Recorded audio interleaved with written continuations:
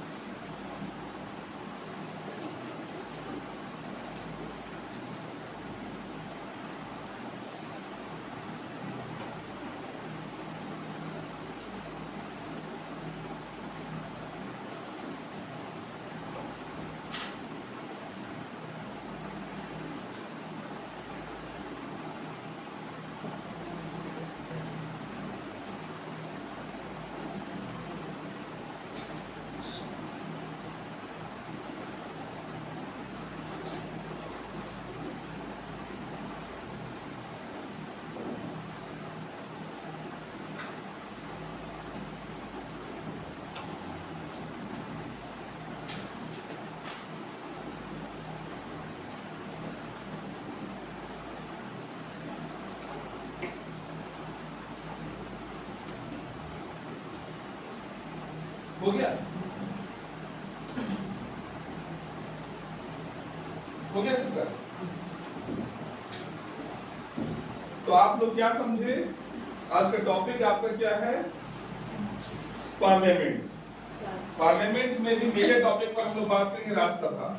अभी तक आप लोगों में से बहुत कम लोगों को पता होगा कि राज्यसभा का चुनाव होता कैसे, राज्यसभा के सदस्यों का चुनाव, क्योंकि आप डायरेक्ट भाग ले रहे हैं लोकसभा के इलेक्शन में, आप राज्यसभा के इलेक्शन में डायरेक्ट भाग ले ही नहीं रहे हैं। इसलिए भी एक बात बताएंगे आपको कि राज्यसभा इलेक्शन इनडायरेक्ट वे में होगा, प्रत्यक्ष नहीं होगा, अप्रत्यक्ष होगा। प्रत्यक्ष और अप्रत्यक्ष में क्या अंतर है कि जब आप डायरेक्ट भागीदारी आप लीजिए, यानी आप जाके वोट दे रहे हैं, तो आप प्रत्यक्ष में आ गए।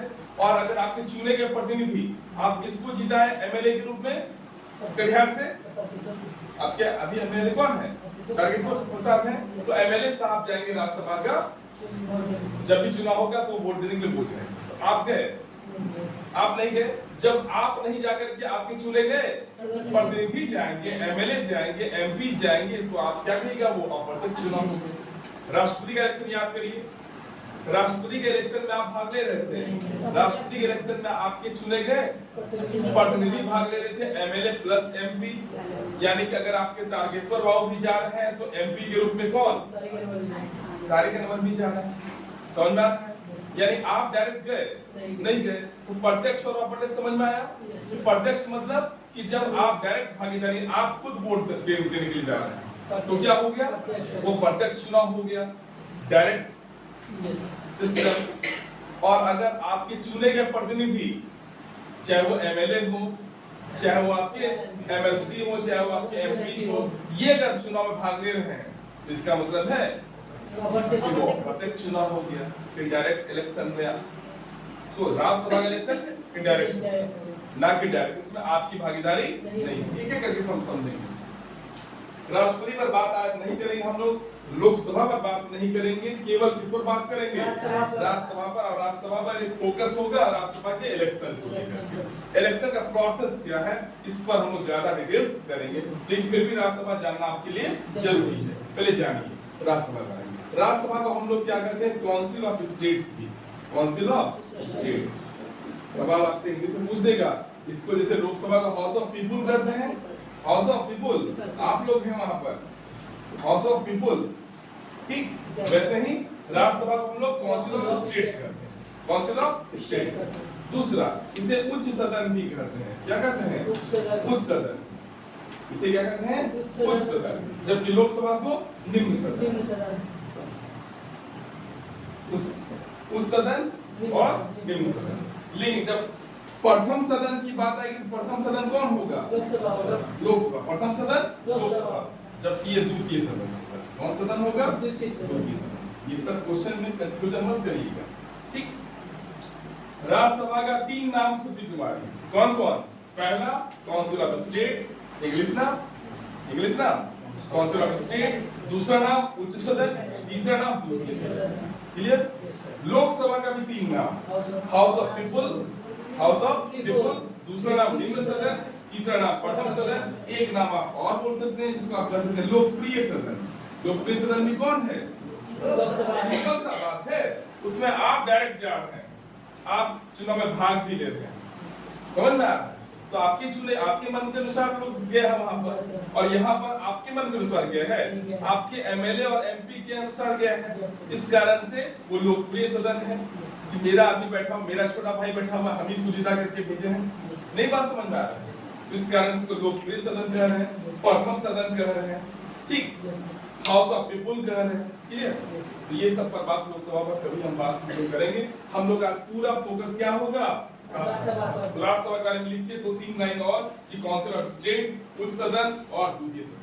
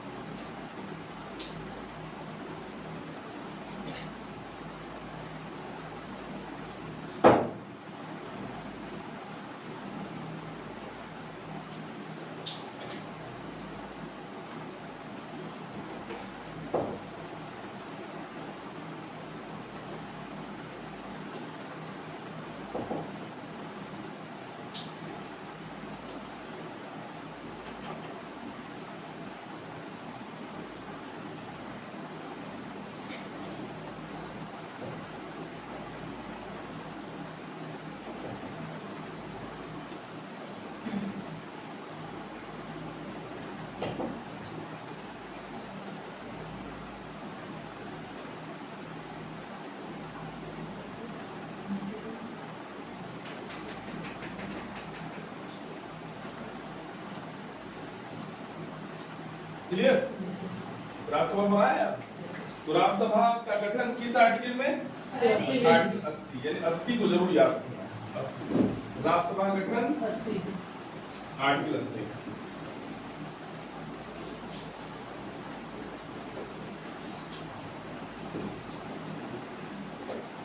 अब राज्यसभा को जाने से पहले फिर एक चीज समझिए आप लोग हम शेड्यूल समझाए थे, अनुसूची याद आ रहा है? भारतीय संविधान में कुल कितनी अनुसूचियां हैं राष्ट्रीय? 12। जब संविधान लागू हुआ था उस वक्त अनुसूचियों की संख्या 8। याद है? आपको याद होगा कि मूल संविधान में कुल 395 अनुच्छेद, 8 अनुसूचियां और 22 भाग था। वर्तमान में परिदृश्य अलग है, कुल 12 अनुसूचियां हो गई है, और आर्टिकल की संख्या भी क्या हुआ है तो 395 ही, लेकिन उसमें किसी में 21 का क, किसी में आपका 19 का, एच वगैरह करके जोड़ के देखिए तो 444 प्लस कर गया है और ये आंकड़ा बढ़ता जाएगा। समझ में आ रहा है? ठीक। लेकिन अनुसूचियों की संख्या 12 यानी 8 था 12 हो गया 12 हो गया। ये 4 कब हुआ तो हम लोग बात करेंगे। ठीक। अनुसूची में चौथा अनुसूची याद रखिएगा। चौथा अनुसूची कौन सा अनुसूची? कुल कितना अनुसूची है? 12 अनुसूची है और मूल संविधान में 8 अनुसूची था। चौथा अनुसूची कहता है कि राज्यसभा में सीटों का आवंटन। राज्यसभा में सीटों का आवंटन क्लियर। किस राज्य में कितना सीट रहेगा उसका आवंटन कर दिया गया। राज्यसभा में सीटों का आवंटन जो जनसंख्या के आधार पर होगा। जो जनसंख्या के आधार पर होगा यानी जिस राज्य में जितना ज्यादा जनसंख्या उतना ज्यादा राज्यसभा का सीट होगा। क्लियर हो रहा है? यानी कि अब आपका एक क्वेश्चन क्लियर हो गया कि सबसे अधिक राज्यसभा का सीट कहाँ होगा? उत्तर प्रदेश में होगा। उत्तर प्रदेश की जनसंख्या सबसे अधिक है तो उत्तर प्रदेश में सर्वाधिक 31 सीट आप देखिएगा मिलेगा। कितना है? 31 है।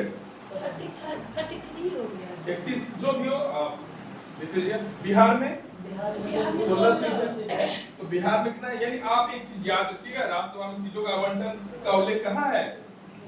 अनुसूची 4 में। और जिस राज्य की जनसंख्या जितनी ज्यादा होगी वहां राज्यसभा का सीट उतना ही ज्यादा होगा। इस कारण से एक बात एकदम याद रखिएगा उत्तर प्रदेश में सर्वाधिक सीट है। जहां तक हमको याद आ रहा है 31 सीट 31 सीट है। कहाँ? यूपी में कितना सीट है राज्यसभा के लिए? 21। यूपी में 21 और लोकसभा के लिए यूपी में 80। बिहार में 40। याद है ना? ये याद रखिएगा। तो राज्यसभा में सीटों का आवंटन 8-4। राज्यसभा का गठन कब हुआ? राज्यसभा का गठन 3 अप्रैल 1952। राज्यसभा का गठन कब हुआ? 3 अप्रैल 1952। ये एकदम ये लाइन याद रखिएगा। 3 अप्रैल 1952 को राज्यसभा का गठन हो रहा है कि गठन अस्तित्व में आया।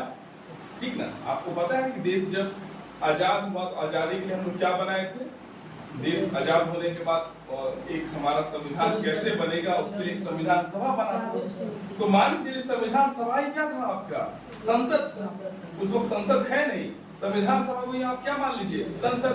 और संविधान सभा क्या काम था? संविधान बना करके तैयार करना, उसको लागू करवाना। तो संविधान बनाने का संविधान सभा कर दी। और आपको सबको पता है कि 24 जनवरी 1950 को संविधान सभा की अंतिम बैठक हुई जिस दिन सारे लोग सिग्नेचर किए। संविधान सभा डिसॉल्व हो गया और संविधान 26 जनवरी 1950 को लागू। संविधान सभा खत्म और उसके बाद से फिर क्या होगा? संसद का प्रोसेस, लोकसभा राज्यसभा वगैरह वगैरह। तो देखिए 1950 के बाद 3 अप्रैल 1952 को राज्यसभा का गठन होता हुआ दिख रहा है आपका। इसके बाद फिर यहाँ इलेक्शन भी हुआ होगा कौन लोग आएंगे। तो यहाँ समझिए आप फिर से राज्यसभा के गठन को लेकर के फिर अगला क्वेश्चन कि राज्यसभा में कुल कितने सीटें होंगी? राज्यसभा में कुल कितने सीट होंगी? तो राज्यसभा में कुल कितने सीट होंगी? 250। राज्यसभा में मैक्सिमम कितना सीट होगा? राष्ट्रीय 250। याद रखिएगा कितना सीट? 250। राज्यसभा में मैक्सिमम सीटों की संख्या दो तरह से क्वेश्चन। राज्यसभा में मैक्सिमम सीटों की संख्या 250। राज्यसभा में वर्तमान सीटों की संख्या 245। अब ये क्या हो गया भाई? बात समझना? तो राज्यसभा में मैक्सिमम कितना सीट हो सकता है? 250। इसको भी हम लोग सेग्रीगेट करते हैं 250। आप सब लोग जानते हैं कि राज्यसभा में जो होगा आपका दो तरह से लोग आएंगे। एक आपका इलेक्शन से, एक आपका इलेक्शन से और दूसरा मनोनीत नॉमिनेट होकर। एक आपका नॉमिनेट होकर के आएंगे, नॉमिनेट होंगे और एक इलेक्शन, एक निर्वाचित होंगे। हिंदी में एक निर्वाचित और दूसरा मनोनीत। समझ में आ रहा है? निर्वाचित और मनोनीत। ठीक। 250 को हम लोग दो पार्ट में बांट रहे हैं।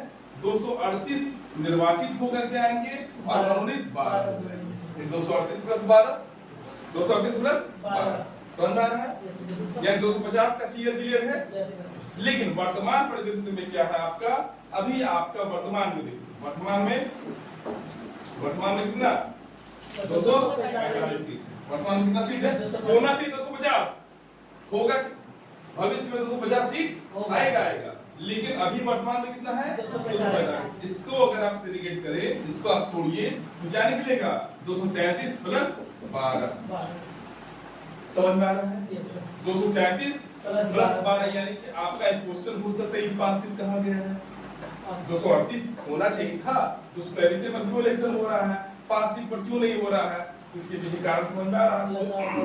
पीओके, पाकिस्तान ऑक्युपाइड कश्मीर, क्योंकि वो भारत का पार्ट होते हुए भारत का पार्ट अब तक नहीं बन पाया है, तो वहां पर तो कुछ ना कुछ तो एरिया बनेगा ना, कुछ ना कुछ राज्यसभा का सीट मिलेगा ना।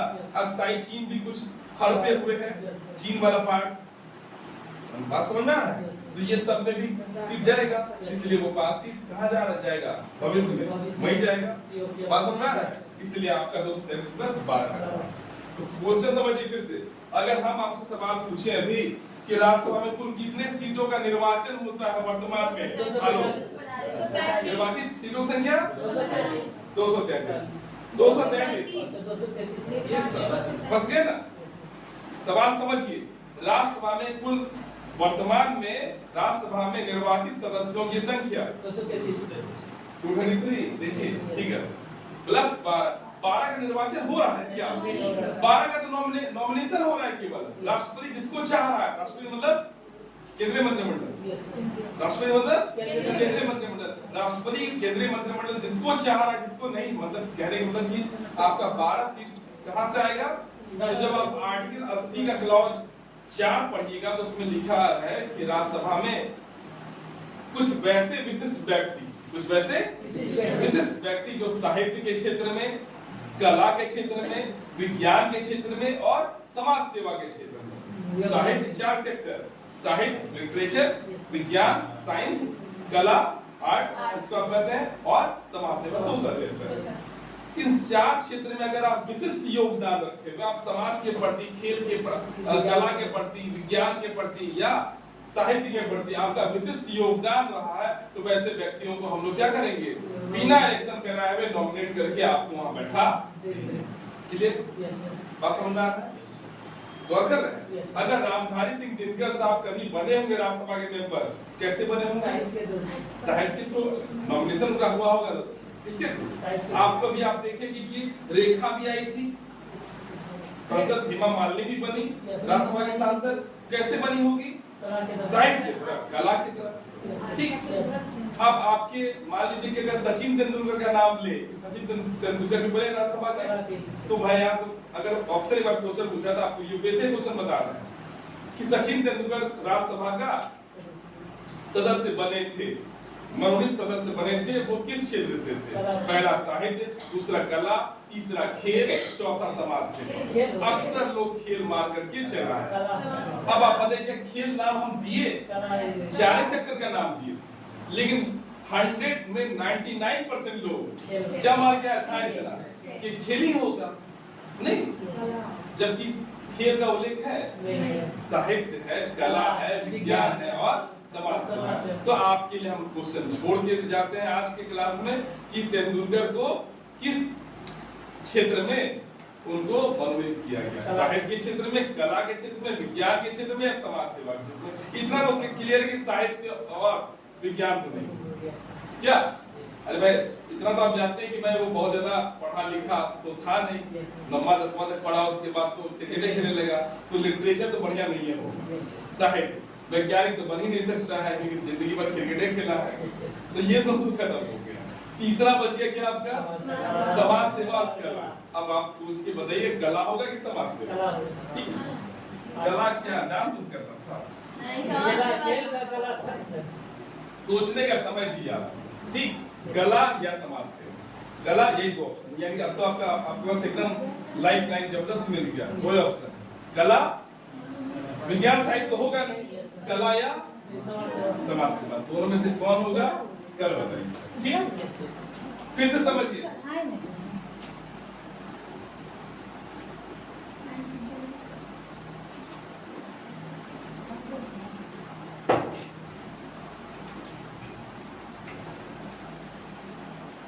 फिर से समझिए, खुशी समझ में आ रहा है? राज्यसभा समझा रहे हैं, राज्यसभा का 2 नाम बताइए। काउंसिल ऑफ स्टेट्स और दूसरा उच्च सदन, द्वितीय सदन। क्लियर? ये सब नाम है। राज्यसभा का गठन कब किया गया? 3 अप्रैल 1952। राज्यसभा का संरचना समझिए। राज्यसभा में तीसरा क्वेश्चन, राज्यसभा में सदस्यों की संख्या मैक्सिमम इंद्रजीत कितनी होगी? 250। मैक्सिमम जब पूछेगा 250। अजय, राज्यसभा में वर्तमान में सीटों की संख्या कितनी है? 245। क्लियर? इसको आप अब सेग्रीगेट करिए। 245 का फिगर कैसे आ रहा है? 245 का फिगर आप सब लोग जानते हैं कि भारत राज्यों का एक संघ है। भारत राज्यों का एक संघ है। वर्तमान में पायल कुमारी कितना राज्य है और कितना संघ शासित प्रदेश है? वर्तमान में भारत में कितना राज्य और कितना संघ शासित प्रदेश? आंसर कृष्ण 9 की 8 यूटी है। कितना है यूटी? 8। समझ में आ रहा है? आप तो सोच रहे हो दादर नागर और दमनदीप को एक कर दिया। ठीक नहीं, ये कंफ्यूजन मत रखिएगा कि दादर नागर और दमनदीप अलग अलग है। एक समय आपका दादर नागर और दमनदीप अलग अलग है। तो वर्तमान में कितना यूटी? 8 यूटी है, जिसमें कि नया में आपका कश्मीर भी यूटी बन गया और लद्दाख भी यूटी बन गया। पहले शुरुआत से साथ-साथ तो रखते ही रहे थे लोग, ठीक ना? कश्मीर क्या बन गया? यूटी। लद्दाख क्या बन गया? यूटी। दादर नागर और दमनदीप को एक कर दिया गया आपका। तो क्या हो गया? 7 तो रहा था ही, एक लद्दाख का 8 हो गया, 2 को 1 बना दिया गया। तो वर्तमान में यूटी की संख्या 8। यूटी की संख्या 8। तो सवाल समझिए आप लोग कि क्या राज्यसभा के सदस्य का जो जब इलेक्शन होगा इसमें राज्य और यूटी दोनों भाग लेंगे कि नहीं लेंगे? तो राज्य प्लस यूटी दोनों भाग। लेकिन आप सबको पता है कि हर एक यूटी में विधानसभा नहीं है। हर एक केंद्र शासित प्रदेश में यूटी में विधानसभा है? विधानसभा है ही नहीं आपका। आप सबको पता है कि मात्र दिल्ली, पांडिचेरी और जम्मू कश्मीर, वर्तमान में जम्मू कश्मीर, दिल्ली, पांडिचेरी और जम्मू कश्मीर में ही क्या है? विधानसभा है। यही भाग लेगी और कहीं विधानसभा है ही नहीं। अभी बताएंगे आपको राज्यसभा का सदस्य का इलेक्शन में भाग लेगा कौन? भाग लेगा कौन? तो एक एक करके समझिए। तो ये चीज क्लियर हुआ आप लोग का? एक चीज क्लियर हुआ? पहला चीज समझिए कि राज्यसभा का संरचना। राज्यसभा का संरचना क्या बताया आपको? पहला क्वेश्चन कि राज्यसभा में मैक्सिमम 250 मेंबर्स होंगे। राज्यसभा मैक्सिमम मेंबर्स की संख्या 250। दूसरा क्वेश्चन, राज्यसभा में वर्तमान में सदस्यों की संख्या 245। 245 को अगर हम बंटवारा करें तो क्या होगा? राज्य से 233 लोग आएंगे और 12 मनोनीत। राज्य से क्या? स्टेट से 233 और प्लस 12 सभी राज्य मिला दीजिए। अभी आपको पता है ना कि चौथी अनुसूची में राज्यसभा में सीटों का आवंटन है। कौन से राज्य से कितना सीट आएगा? बिहार से अगर 16 आ रहा है, यूपी से 31 आ रहा है, फलना से इतना आ रहा है, सबको जोड़िएगा कितना ग्राफ आ जाएगा? 233 का ग्राफ आ जाएगा। तो 233 प्लस 12 इक्वल टू 245। यानी कि अभी वर्तमान में राज्यसभा के मेंबर की संख्या कितनी है? 245। होना कितना चाहिए? 250। भविष्य में वो जो 5 सीट का खेल अभी तक आप नहीं समझ में आ रहा है, वो 5 सीट कहां पर छुपा हुआ है? पीओके और अक्साई चीन के आसपास में फंसा हुआ है कि जब हमारा पूरा कब्जा उस पर हो जाएगा तो वहां पर राज्यसभा का सीट आवंटित कर दिया। क्लियर? बात समझ में आ रहा है सब लोगों को? ठीक। तो राज्यसभा का संरचना समझे आप कि 238 प्लस 12 होना चाहिए, लेकिन वर्तमान में क्या है? 233 प्लस 12। 5 का खेल समझ में आ गया आपको? ठीक। अब आइए राज्यसभा का के सदस्यों का कार्यकाल या राज्यसभा के सदस्यों का कार्यकाल से पहले समझिए कि राज्यसभा का सदस्य कौन बन सकता है। राज्यसभा का सदस्य कौन बन सकता है? याद रखिएगा, राज्यसभा एक अस्थायी सदन है। कभी अगर पूछा जाए कि राज्यसभा का कार्यकाल कितना होता है तो आप लोग आंसर 6 वर्ष दे देते हैं। राज्यसभा के सदस्यों का कार्यकाल 6 वर्ष होगा। राज्यसभा का कार्यकाल अनंत काल, यानी कि यह एक अस्थायी सदन है, यह कभी विघटित नहीं होगा, इसको कभी समाप्त नहीं किया जाएगा।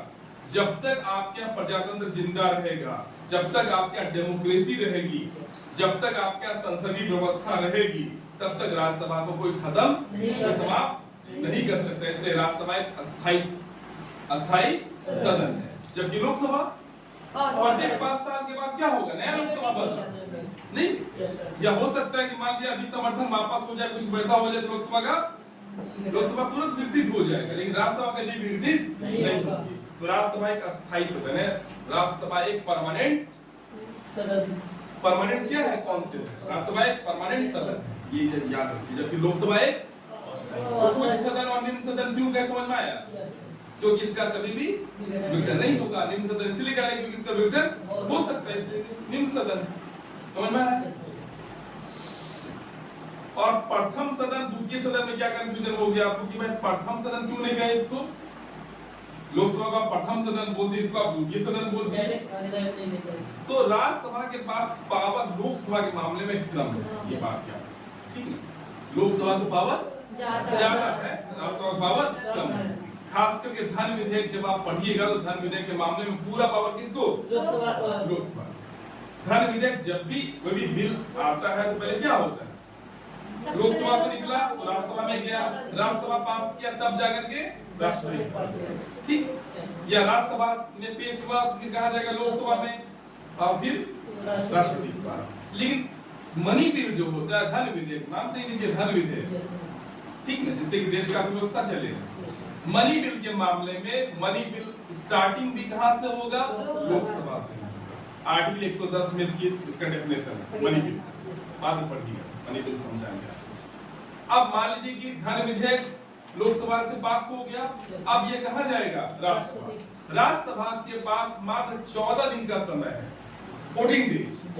अगर आपको इसमें कुछ सुधार करना है, सहमति देना है, कुछ परामर्श देना है तो दीजिए, अन्यथा 14 दिन के बाद यह स्वतः मान लिया जाएगा कि आप यहाँ से पास हो गया। नहीं बात समझे? यानी राज्यसभा को मनी बिल के बारे में कोई भी पावर है ही नहीं, बस नाम मात्र का 14 दिन के लिए आप उसके पास छोड़ दिए। आप उसके सिफारिश को आप मानिए अथवा ना मानिए, ये आपका डिस्क्रिप्शन है, ये लोकसभा का डिस्क्रिप्शन। समझना?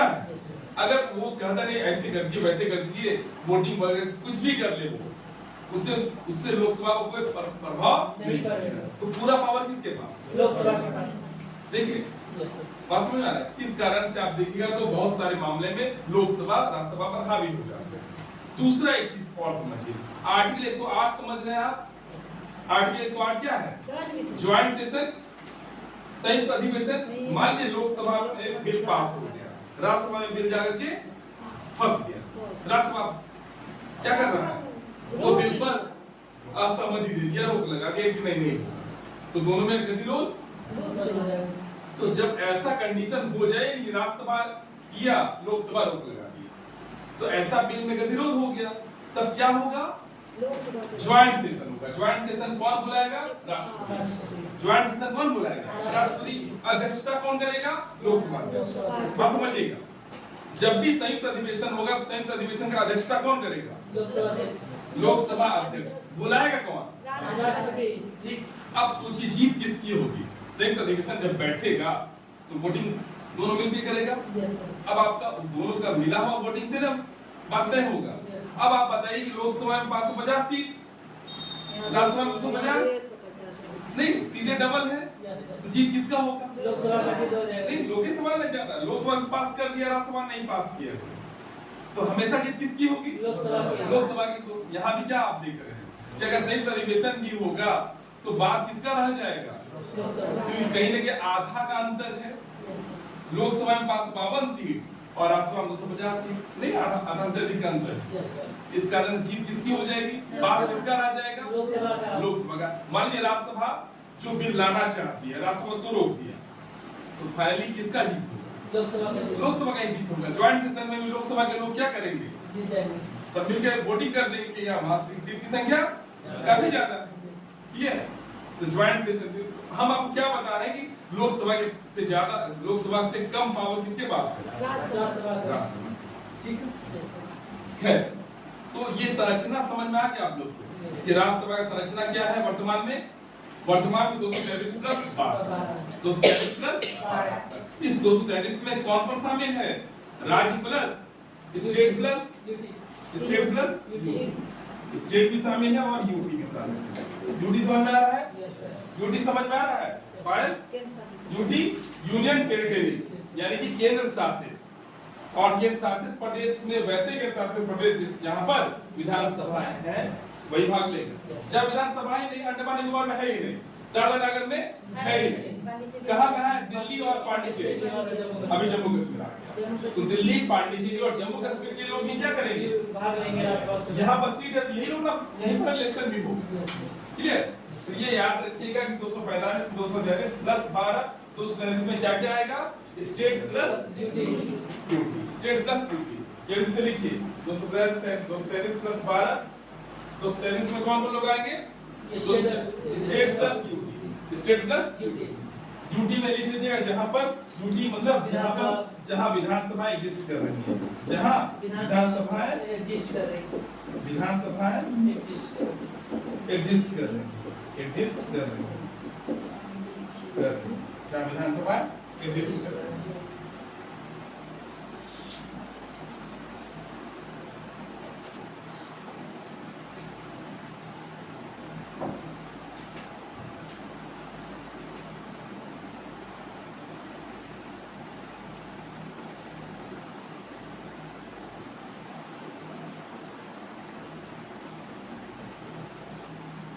चुनाव बाद जीता सकता है।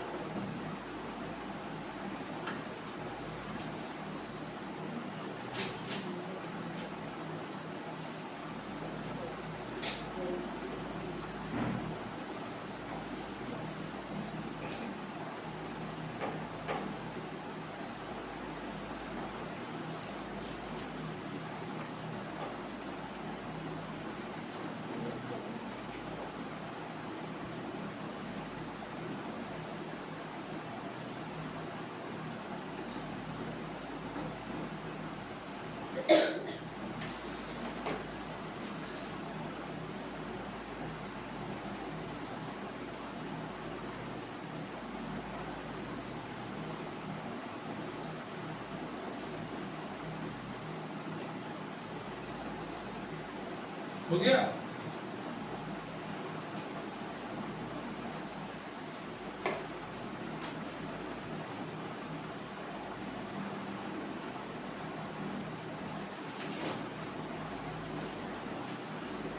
पूरे आईडी समझ लीजिए, प्रकाश पैसा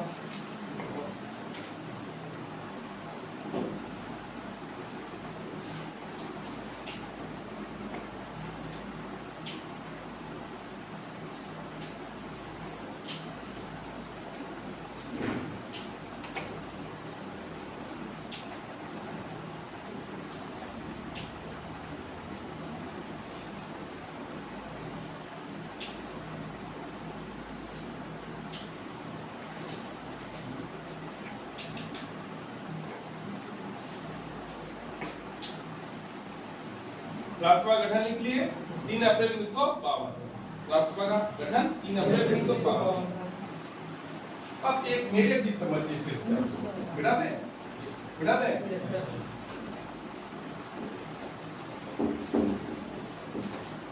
राष्ट्रसभा के गठन के समय में ही यह एक नियम बना दिया गया था कि प्रत्येक 2 वर्ष के उपरांत, प्रत्येक 2 वर्ष के बाद राज्यसभा के टोटल मेंबर्स में एक भी मेंबर रिटायर हो जाए।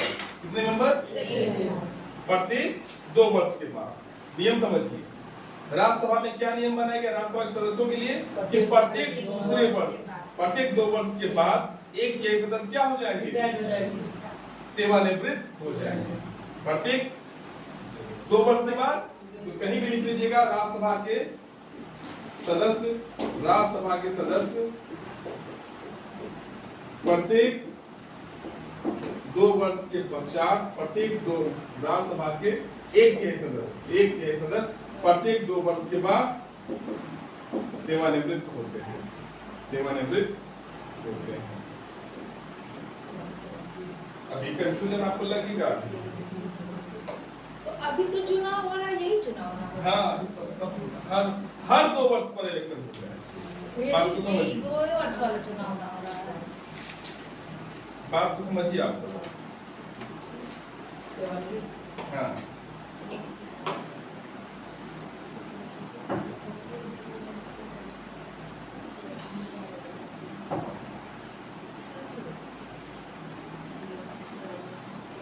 समझ में नहीं आ रहा होगा।